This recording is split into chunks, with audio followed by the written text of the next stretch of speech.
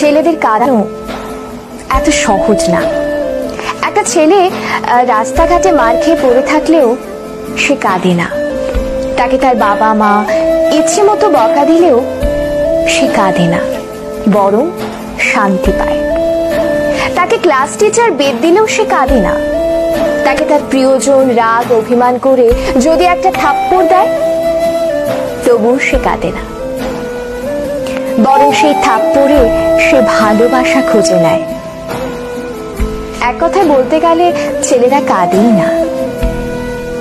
ছেলেদের কাঁদানোর একটা সহজ উপায় হলো তাকে অবহেলা করুন, তার থেকে গুরুত্ব কমিয়ে দিন, তার প্রতিটা কথা এবং অনুভূতি হেসে উড়িয়ে দিন, তার ভালোবাসাকে মজা হিসেবে নিন। তবেই ছেলেটি কাঁদবে, তবে রাতে কেউ জানবে না।